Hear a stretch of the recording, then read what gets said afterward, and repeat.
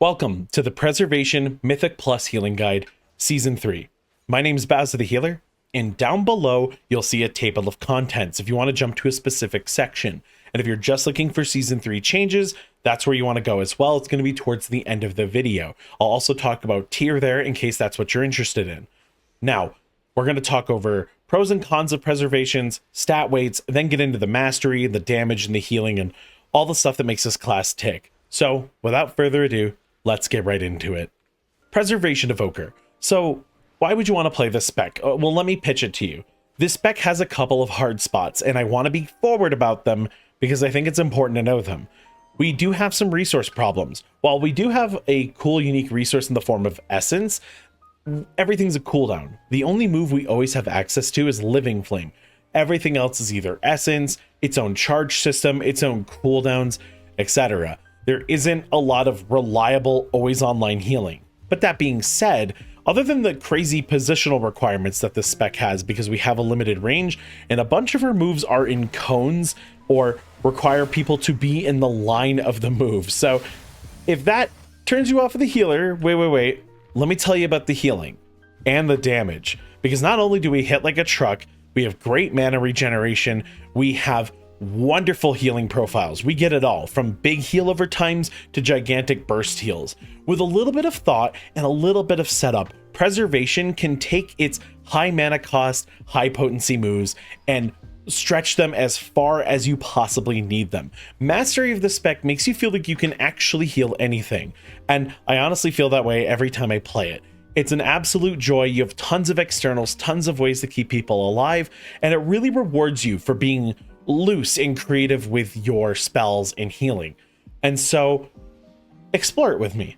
Let's talk all about it. So for stat weights, we are in season 2/3 gear right now. I only have a few upgrades from this first week. I did a lot of testing on PTR though, so don't worry. This all comes from tons of testing I did beforehand.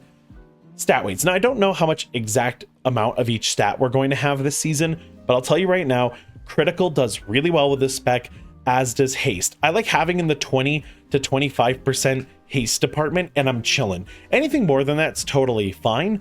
However, try not to let versatility slack too far behind, as good verse and crit weights are going to allow your criticals to hit much harder, but you want to lean on the side of more critical. If you pick a highest stat, I would say critical. And for Mythic Plus, you dump mastery, as while our mastery is super important, it's more about utilizing our mastery than the actual percentage being high.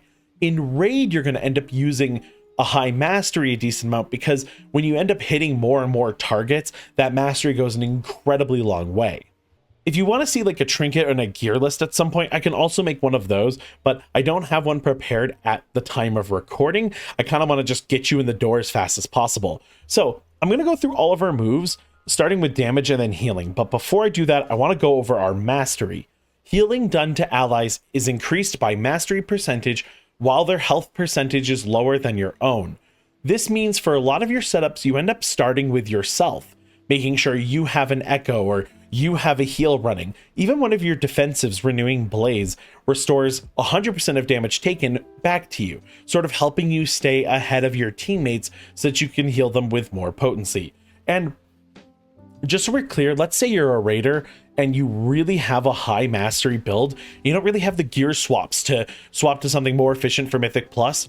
I promise you, you can probably play the spec with high mastery and get all portals without even blinking. It's totally fine.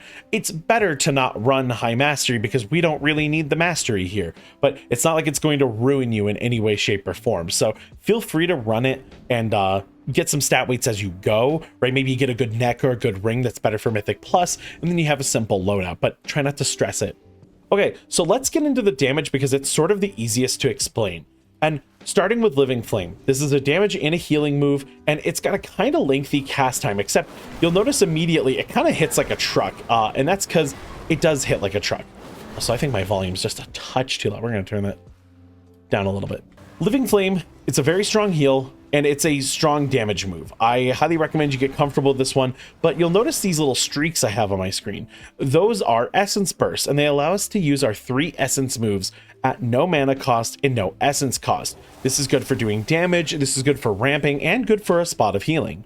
So whenever you have to do damage on the spec, if you only wanted to press Living Flame, you can probably get away with it for an absurd amount of time.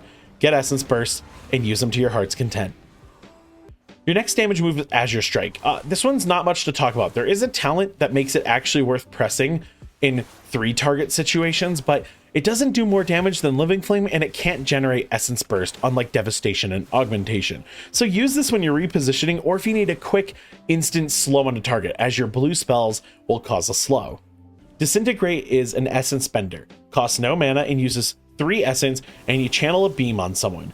If you have an Essence Burst, you can actually chain these together, and you'll notice that I have like a little weak aura that kind of shows you the breakpoints. That's when damage is going to happen. So as long as you press Disintegrate again at the end of the cast bar, it'll chain them together and do the next cast optimally, if you will. So it's good for damage.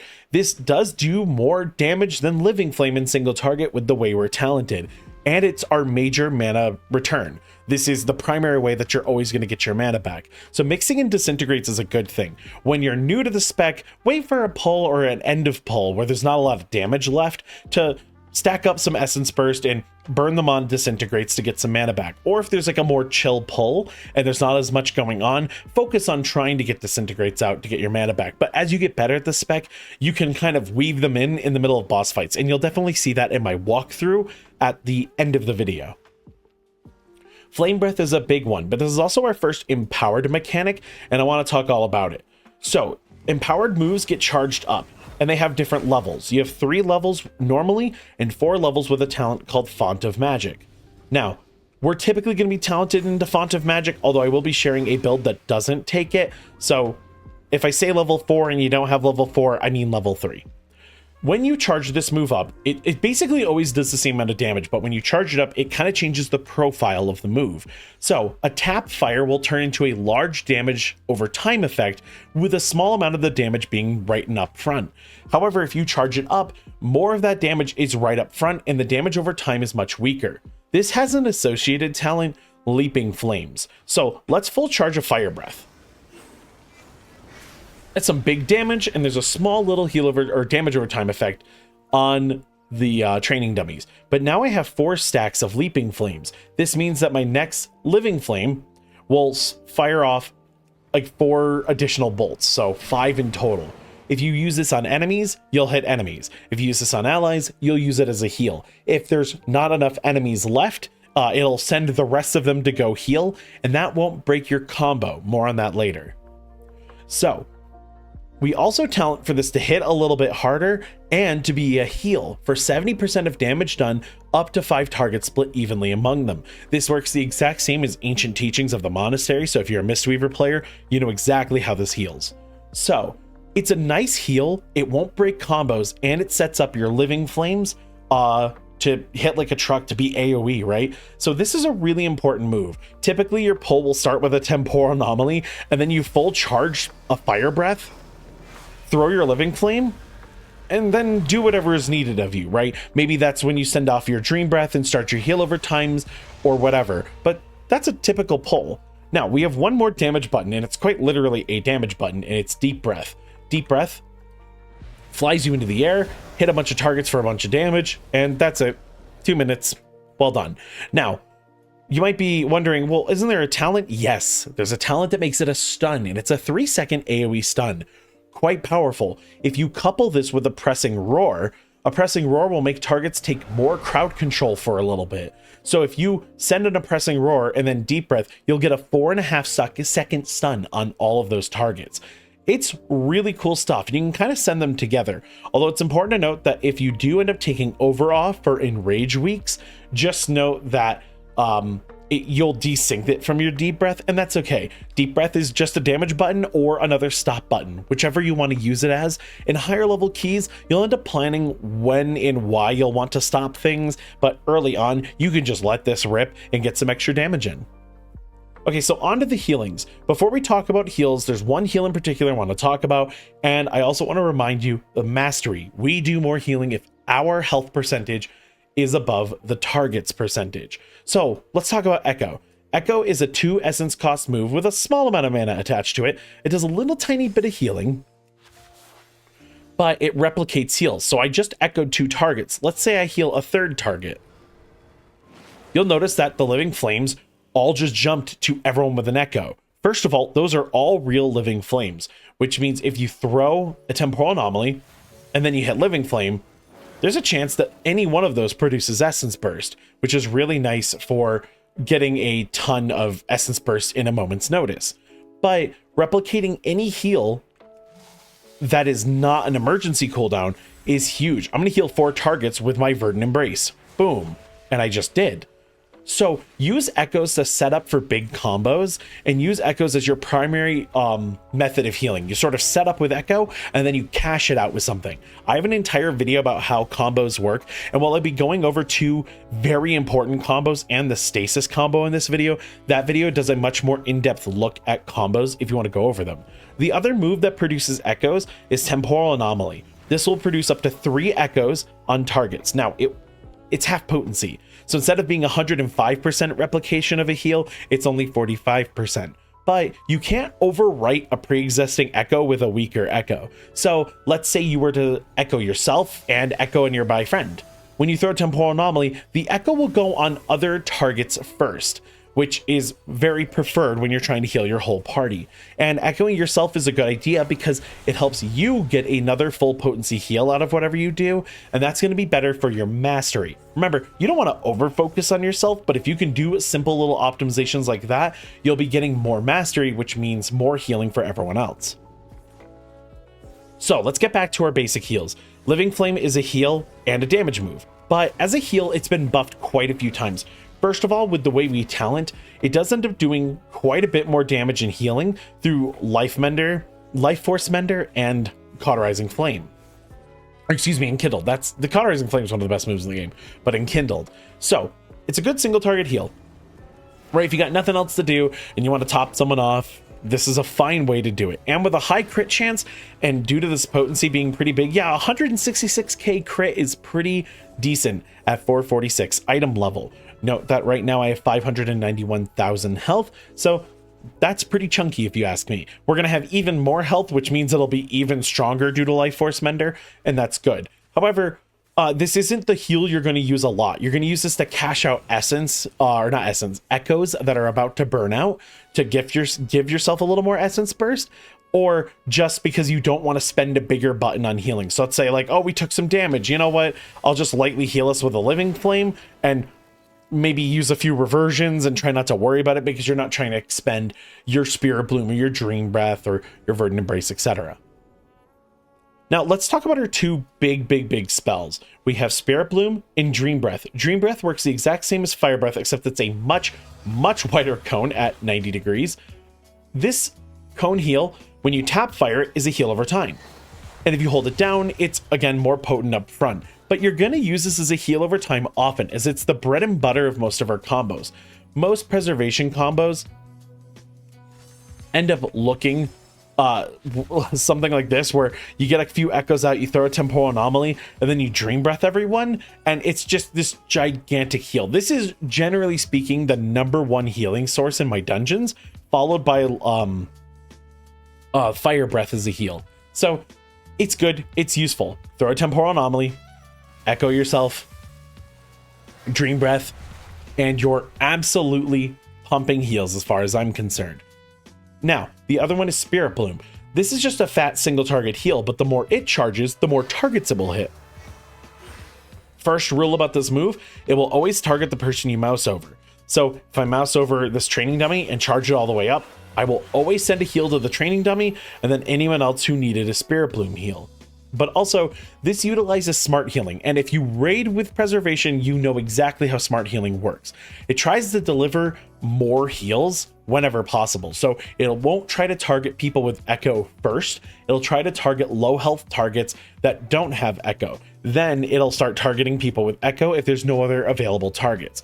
And that's why, let's say you don't get an echo on everyone in a combo and you need to heal, full charge that Spirit Bloom anyway. It'll get the job done. Now, every once in a while, Spirit Bloom gets used on a single target, and it's not the end of the world, right? Maybe you gotta Giga Heal the tank, or somebody ends up getting eaten by a T-Rex and you have to save their life. You know what? Sometimes you gotta do what you gotta do, but oftentimes it's best to fully charge Spirit Bloom and just get as many heals out as possible and let the game do the rest of the work for you.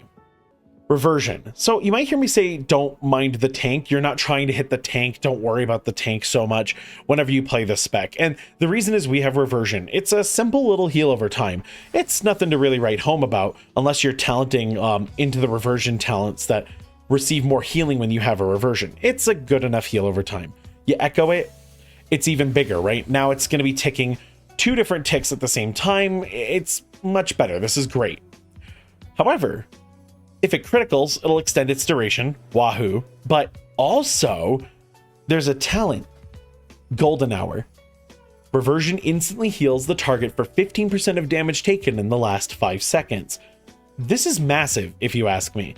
You're going to be able to constantly use this, and it doesn't like go away. So let's say a target just took 100,000 damage. If you hit a reversion on them immediately, you heal for 15,000.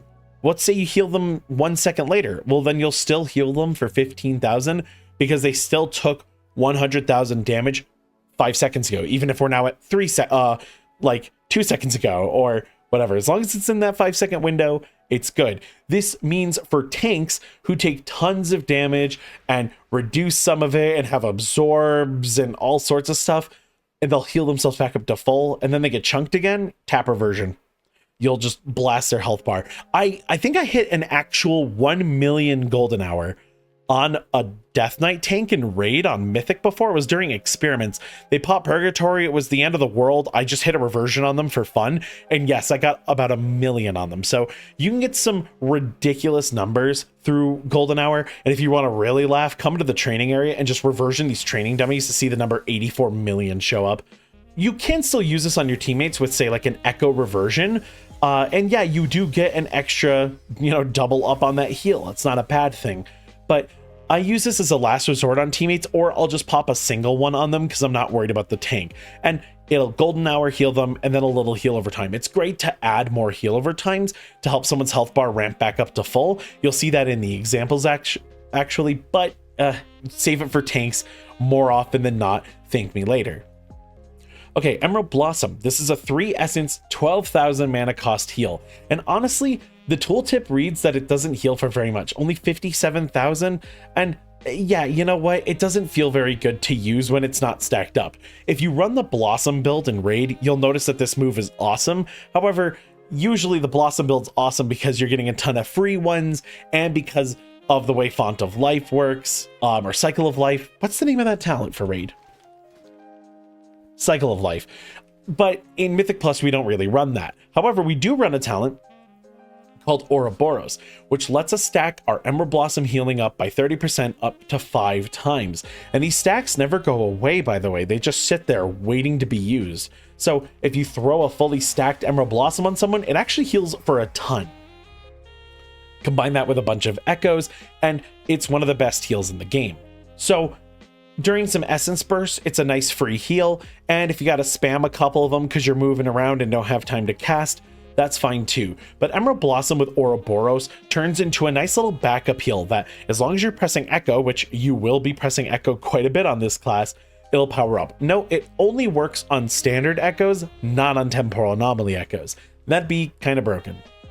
Next up, we have Verdant Embrace. This is a jump that will fly you to the target and heal them. Note that you do actually have to collide into the target.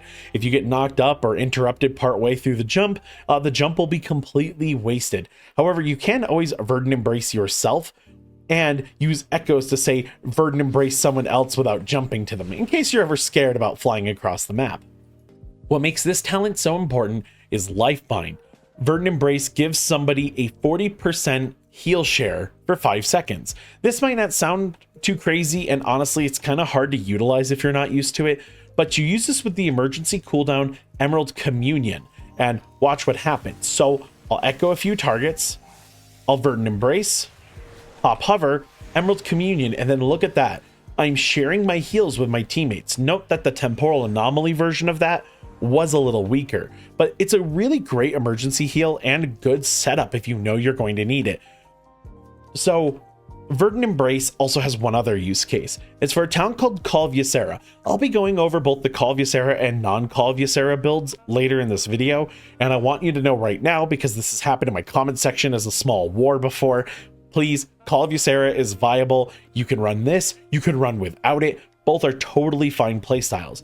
But in order to power up your next Dream Breath or Living Flame, typically your Dream Breath, you cast Verdant Embrace, and then you have about a 12-second window to press Dream Breath for, again, 40% more potency. We love that, except it does require you getting rid of your Verdant Embrace, which did get buffed this patch as a better single target heal. So there are various playstyles that utilize this button, so keep it handy and figure out what playstyle you think would be best for you.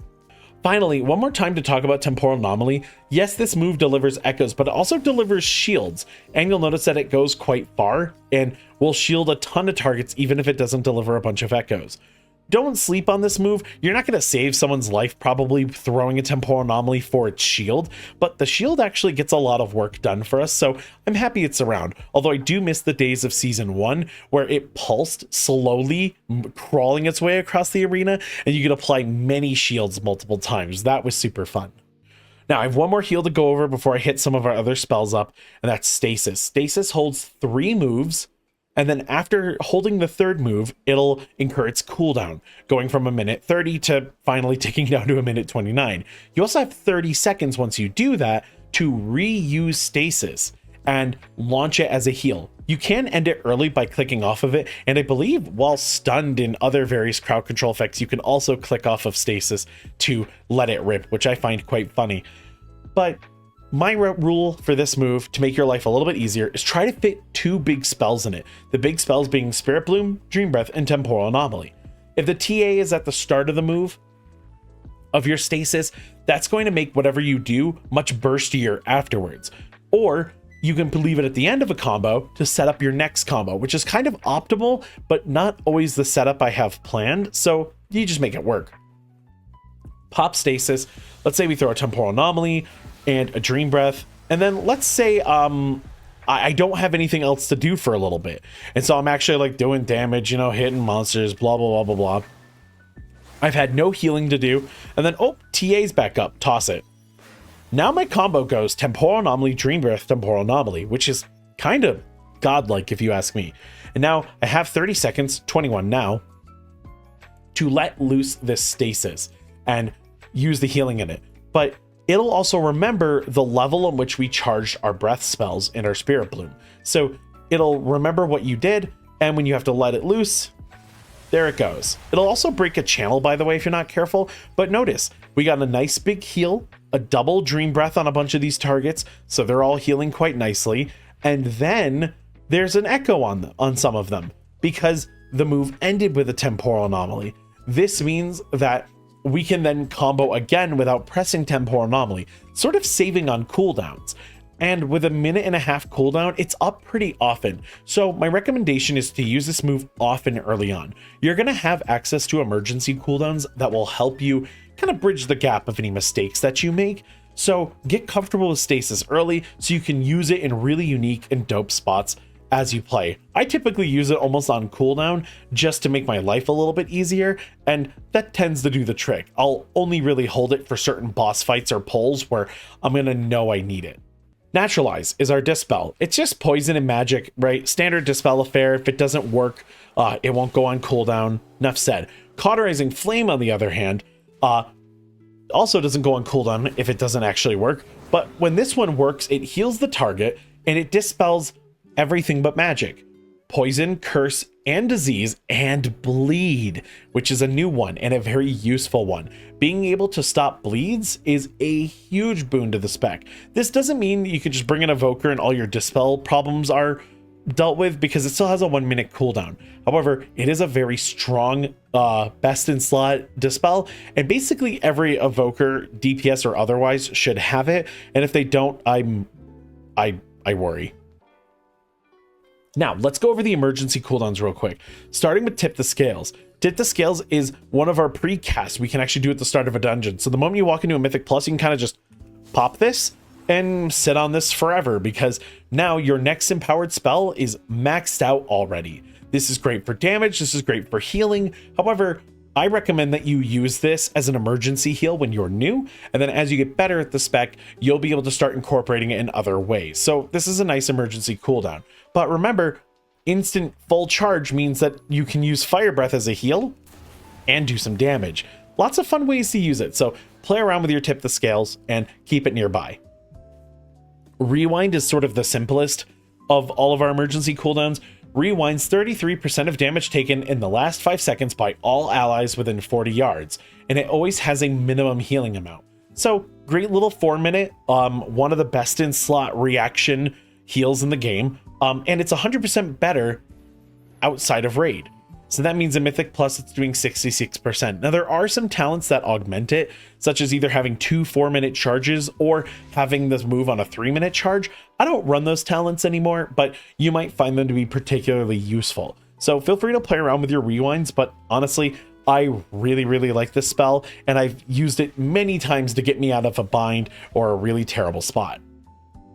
Emerald Communion, we kind of went over this earlier, but this move heals you for 20% of your maximum health and 2% of your mana every 0.8 seconds for 4.1 seconds. Overhealing is transferred to an injured ally. So as a panic heal, this move isn't bad, and you'll actually see a version of me using it as a panic heal in the examples. However, it's best when set up. So let's drop some echoes and that temporal anomaly.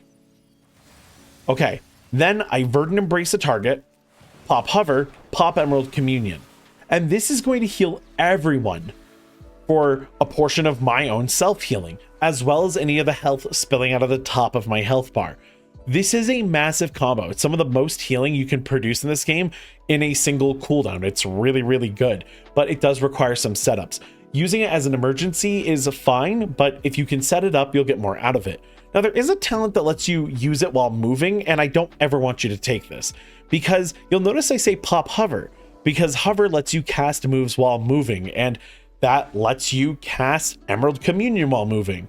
So why is there a talent to let you move with Emerald Communion? Well, it's not actually a bug. I think it was completely intentional. This is massive in PvP, because in PvP, you have to commit hovers to other things.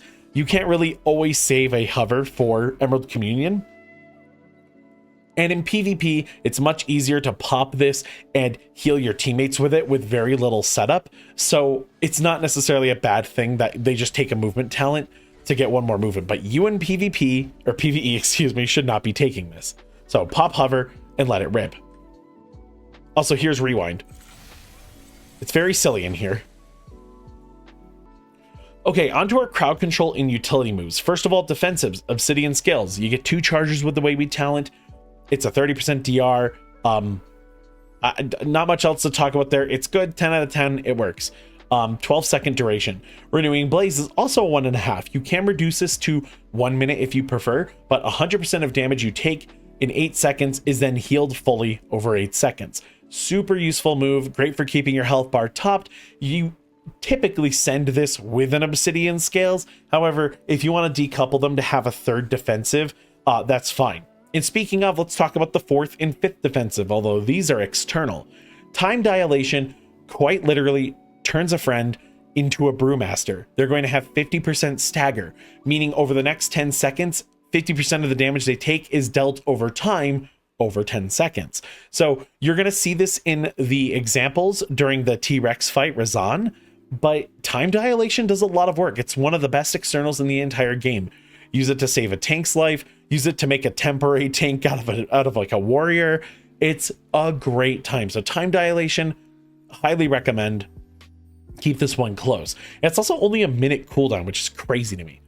Zephyr's a 2 minute. Now, this does increase your movement speed by 30%, but please only use it as a move speed increase if absolutely necessary.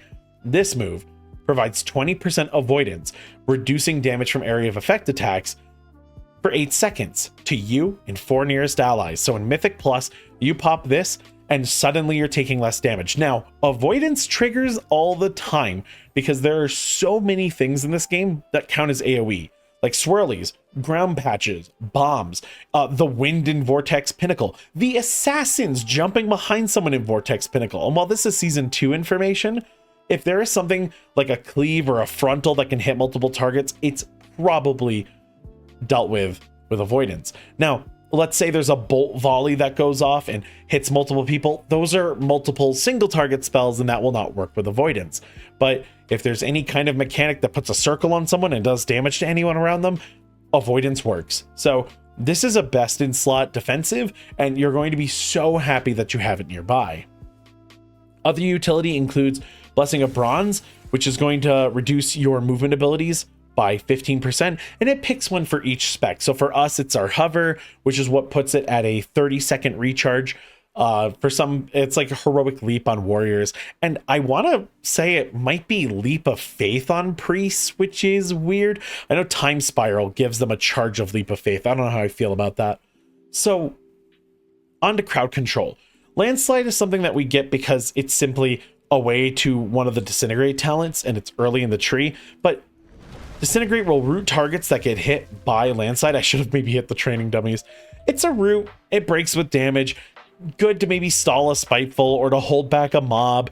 In Waycrest Manor, there's going to be these servants that go to feed the really big dude who's eating food. I don't want to know what he's eating, but you can use this to maybe stop one of them from walking in, let the DPS kill the other ones, and then you can all go to your rooted one. It's nice, keep it around, but it's nothing crazy.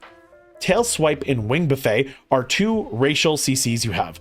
Tail Swipe will knock things up around you and displace them slightly, and Wing Buffet will knock things in front of you backwards.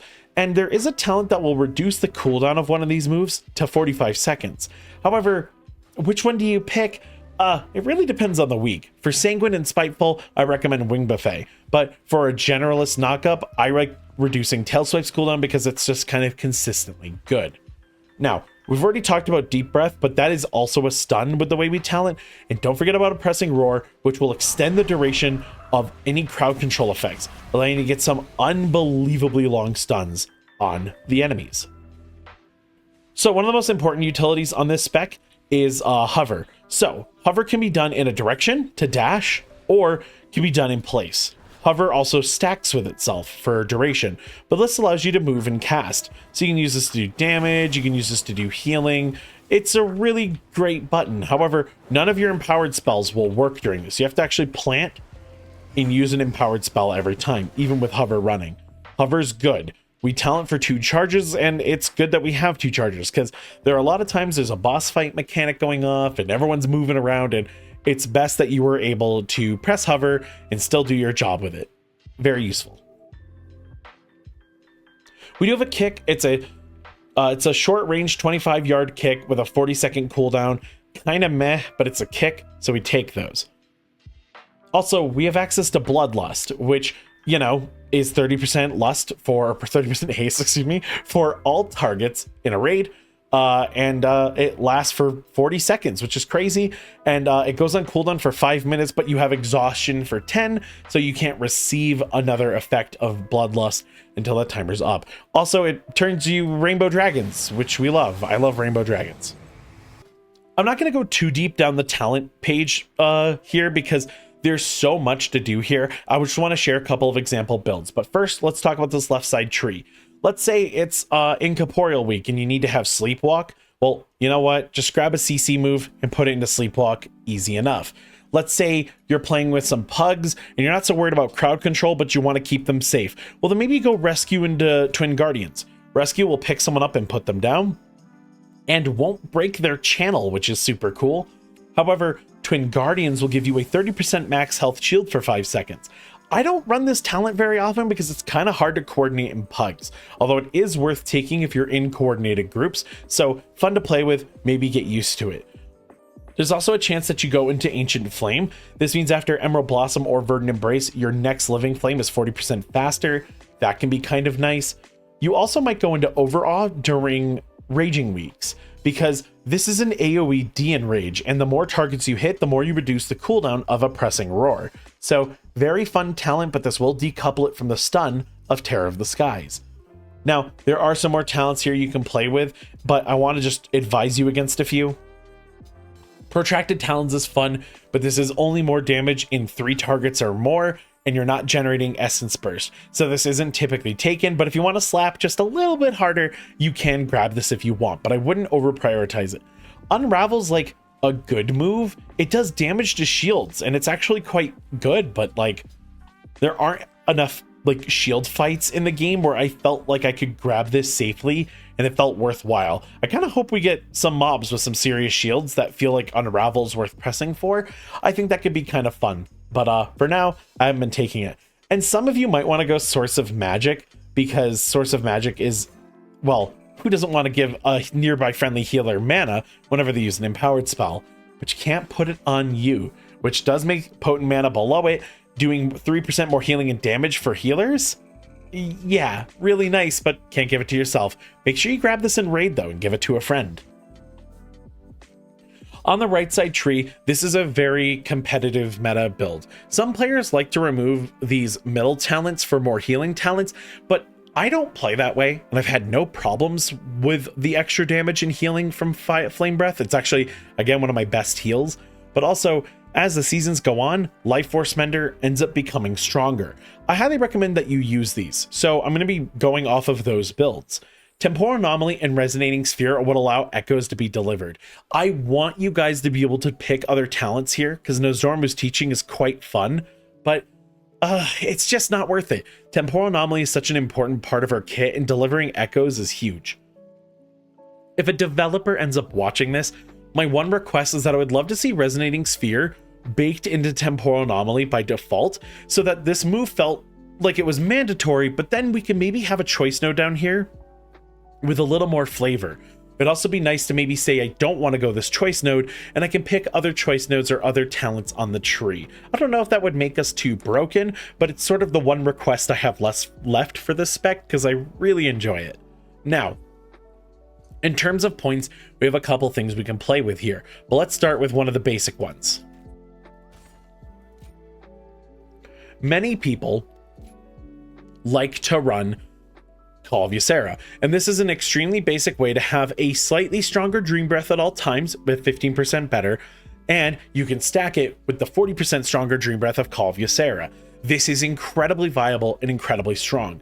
You can even get away with getting rid of Renewing Breath and going for a cooldown on Rewind, or potentially going over here to Time of Need, which summons a little ally version of yourself from another timeline to help heal. It doesn't read very strong on paper, but trust me, having an extra helper when the going gets rough is so nice, because it is another entity simply healing while you are busy. So it's a lot more efficient than you think it is. Another fun talent you can play around with is Exhilarating Burst. We're going to get so many Essence Bursts this season. Even 1 point in here will make your critical heals even better, and yet another reason why statting for critical is so important. However, I don't tend to run the Ysera build, so I tend to run down here into Dream Breath, and I tend to take 10 seconds off of Spirit Bloom because it proves to be a little more useful. There's somebody very loud next to me. I'm going to move away from them. Now, you don't have to do this. What if you want to run a little bit of both? Well, here's a little bit of both for you. This build's risky. Font of Magic being reduced by a level does mean less damage on Fire Breath, and it means you get slightly less potent Spirit Blooms. We're getting a little late out here trying to make this guide. This is good. This works, but it's a bit of a trade-off. However, the Dream Breaths are going to hit so unbelievably hard.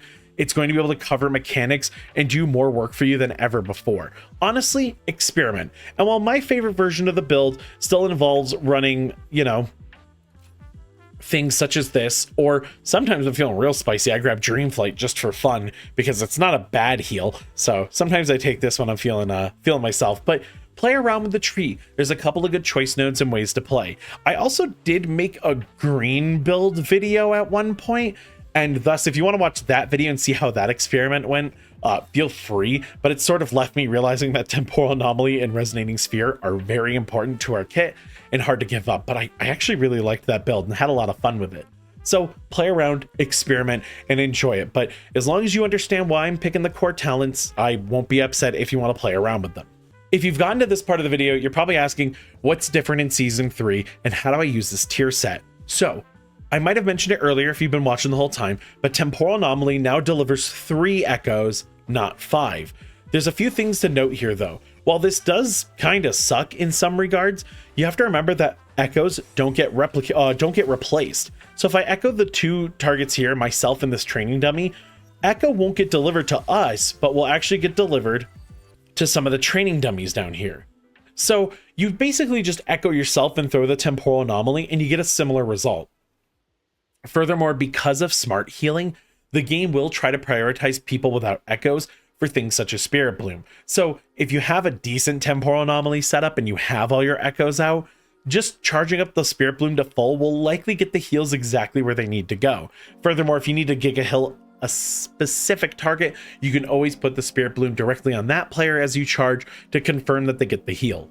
Now, our tier set is very interesting. Our empowered spell cast up to 3 living flames at enemies or ally struck for 50% effectiveness. So if we hit a flame breath and it hits up to 3 targets, 3 living flames will come out of us. They don't break our channels, they just sort of automatically leave us. And of course, remember, these will not break combos. So more essence burst chance and more damage, woohoo. If you hit a Spirit Bloom or a Dream Breath, similarly, a bunch of living flames will leave you. And again, let's say you echoed immediately after the Dream Breath, it shouldn't be consumed by your living flame. The Force set, any living flame has a chance to apply echo at 70% effectiveness on allies healed, or a nearby ally who doesn't already have echo. So this means even if it hits people who need to be healed but didn't have an echo, any living flame can produce echoes to other nearby targets or to the target that they hit. And this counts for every real echo. Echoed living flames, the leaping flames from fire breath used on an enemy and converted into healing spells due to lack of targets, it all qualifies. Any real living flame, which is all living flames, can produce echoes and can produce they can do extra damage, I guess, and give you essence burst. So while neat, while cool, it doesn't really change a whole lot, and I'll let myself explain that in the next section for the walkthrough. Okay, so I want to go over a few pulls as an example, and real quick, in case you missed it, I want to talk real quick about how you use our tier set bonus. Now, the 2 and the 4 set are both really nice. However, in Mythic Plus, they don't really change the way we play. Yeah, we get more living flames on our heals and more living flames on our damage, so we're doing more damage and more healing. What's not to love? However, it's the echo effect. The chance at getting bonus echoes on targets sort of just allows us to extend combos. So let's say you temporal anomaly and there's nothing going on and you want to cash it out with a living flame. That's okay. You might get some essence burst to help you with your next ramp, and you might replace some of those echoed living flames with other echoes, kind of making your next combo a bit easier. So you can use this to continue to give yourself more essence burst. You can use this for damage and healing from that, or you can completely ignore it, and every time you go to set up your temporal anomaly combo, you'll have an idea of who needs echoes versus who doesn't need echoes. And I honestly find that to be very easy to play with, and I don't need to we don't need to change the way that we're playing Preservation to use this tier set, which makes it very approachable. Now, first thing I want to note is I pop Stasis and use Temporal Anomaly at the start of a dungeon. I do this very often as a player, as I don't mind having a double Temporal Anomaly or something if I forget, but having Stasis already being prepared for the first pull is usually a good idea, especially because a lot of dungeons start with boss fights or potential big pulls. Now, this being one of those dungeons, we get in, and we end up going down to Razan. I like Razan. I think it sounds better. I'm not sure what the professional pronunciation is, but we're good. Now, here we are. First things first, I already pre-tipped the scale before the dungeon, which gives me an empowered spell cast, and I still use tip the scales, except I accidentally press it again, which is a bad habit of mine. So if you want to do a pre-cast tip the scales before the dungeons, try not to forget that you've pressed it. I start with a Temporal Anomaly and then a Fire Breath. Now, I want to note about this Fire Breath is that only 2 of us have taken damage, and I get a really nasty crit on it, 386,000 at 440 item level. This actually heals me and the other Evoker up quite nicely. There's already a Temporal Anomaly out, so we have some echoes, so I run in and do some damage, echo myself to make sure I'm good for the Dream Breath, and then I double Dream Breath most of us, and single Dream Breath the tank. This is what I do basically all the time, and there's nothing wrong with going to this as your major go-to heal setup. Now, there's not a lot of damage on this boss fight, so as I get better at this dungeon, there's a chance that I'm not really healing at all, except for maybe helping the tank out.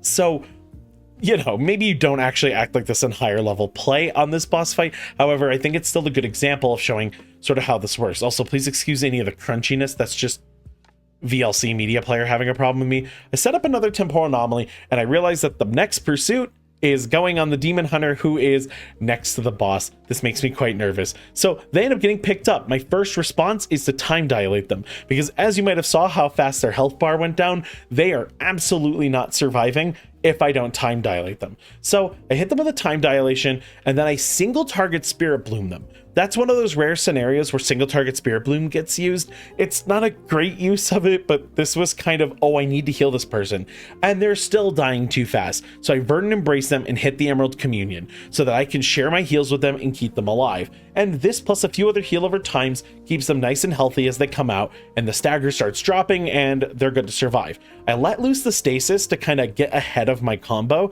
so I don't waste any cooldowns. Then it's back to doing damage.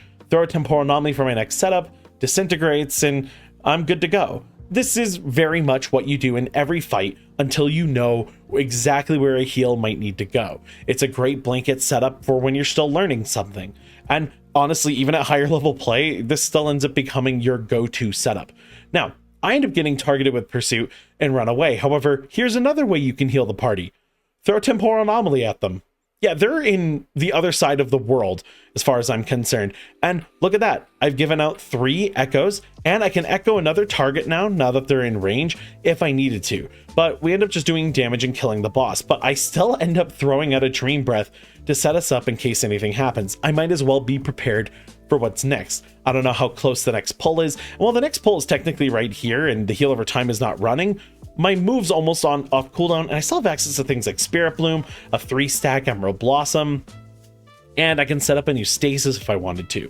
And also, I'm still sitting on my emergency cooldown of Rewind, so none of this is a bad thing. Now, let's go through a few more pulls that I have for all of you. This is a fairly standard pull. As far as I'm concerned, I already had a pre-existing couple of echoes, so my temporal anomaly kind of gets wasted here. That's a mistake, but I pop stasis anyway and say, you know what, how about an oppressing roar into deep breath, stun all the mobs, and give my team a moment to breathe. I'll do some damage, so there goes my fire breath, here comes my living flame, and now it's time to throw another temporal anomaly. I then manually echo the evoker, hit a dream breath, and I'm not quite satisfied, so I hit them with a reversion just to help smooth over any damage they take and get them back to health a little bit quicker. And then it's back to using disintegrate and getting some damage down. I end up standing in the bad for a moment and let loose my stasis just to refresh my setup, as it doesn't really matter. Back to living flames, everyone's fine, and then at the end of this pull, I cash out with a reversion. There's no real reason here to cash out my echoes, except we're going into another pull. I probably want some fresh echoes on people, especially given that the start of this pull had some late kind of no longer good echoes on people, and I wasn't able to make good use of them. But using a reversion just to get a heal over time started into the next pull is fine. But another great example is I could have used Living Flame there to generate some essence going into this next pull. And then the next pull, of course, I start with a hovered temporal anomaly, get it set up, charge up that fire breath, you go right back to the same rotation, get the damage out, and then I actually Dream Breath first because I saw damage starting and I wasn't sure how much more damage would be coming out. Now I throw the Leaping Flame and get to disintegrating. I notice that the Evoker's dying again, so I reversion them. Then I get a little nervous, so I echo them, and then they take a lot of damage. So then I Verdant Embrace them. But then I don't realize I'm still standing in the bad, so I kind of panic slam a health pot and I'm fine. But the pack's almost dead, and I wasn't going to actually take too much more damage there anyway, so maybe I didn't need the health pot, but that's okay. Top everyone off, throw a temporal anomaly before this boss fight, and Tank explains the mechanics.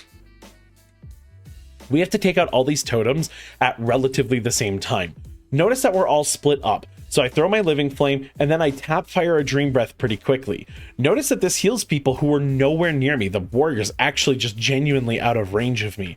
But Echo lets you get away with stuff like that. Heal people on the other side of the arena, and that way when I get to them, they're not dead. They had a heal on them. So I can jump to the Evoker, they're mostly topped off, and then it's back to doing damage. Especially because this mechanic has some tight timers, so if there's any damage over time on these totems, we could ruin our own timing, so I want to assist with it the best I can.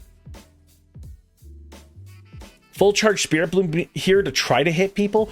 However, I did end up losing the warrior and the evoker, and I wasn't able to heal them properly. But I go back to doing totems because I don't think there's any chance that they're about to die. And looks like they're all about done. So we're good to go. I turn around and immediately, and I mean immediately, Temporal Anomaly, Dream Breath level 1 just to get us going. Now, I'm not satisfied with this because I'm worried that players might die during the next mechanic. So I actually pop a hover and an Emerald Communion to top us off. Now, I wasn't sure the timing of the next spell coming out from the boss, but I figured I don't really need Emerald Communion in the next 3 minutes, excuse me, and I have Rewind available to me as well. So, whatever. Charge up the Fire Breath, do some damage, and then get some of my mana back, walk out of the gunk, let loose the stasis to reset up my combo, and we're good to go. Back to doing damage, back to restoring resources. Everyone's healing over time, everyone's good. This is fairly standard stuff. You're going to be doing this in a lot of boss fights. But here's an interesting one. Did you catch what I just did? I Living Flame myself here. Notice that everyone's got an echo, but we're all kind of full health. So I cash it out with a Living Flame. This produces a few more echoes on us, which are now completely fresh. But it also gives me a double Disintegrate, a double Essence Burst. So I use that for damage, set up another heal, and then get back to blasting. And this is to help not only kill the boss faster, get my mana back, but those resources were going to go away anyway. Cashing out your Echo with a Living Flame or with like a reversion or some small move isn't a bad thing. And look, we're all still healthy. I got another Temporal Anomaly out. Everyone's doing fine. A few seconds till Dream Breath's up. And I cash out with a reversion just to do a little bit of healing, knowing that I'm about to be able to heal with Temporal Anomaly Dream Breath. But that's also when the boss dies. This means we're going to be able to walk into the next pack at full health. I'm sitting at basically full mana. The damage was good, and the boss went down. Evoker, I hope you like it as much as I do. It's complicated, it's got its problems, it's definitely a struggle at times, but it has so many beautiful characteristics to it. You can get so much damage down, you can get so much healing, and you have so many ways to heal, and you have so many profiles of healing. It feels like you can tackle everything if you play your cards right. And the whole self-feeding system, the Ouroboros, if you will, of spending echoes and using Living Flames to get Essence Burst to potentially get even more damage or healing out is very, very satisfying when you get it down. I hope you all give it a shot. It'll be super fun. And while I won't be raiding on it this tier very often, I'll be mostly playing my Mistweaver for raid. I still plan on scoring this character pretty high up in Mythic Plus, and I'll be making more guides in the future. And again, if you want to go over all things combos, that video is linked down below. But hey, if you got it this far, thank you so much for watching. Get subscribed if you like healing content, and I will see you all in the next one. Take care, friends.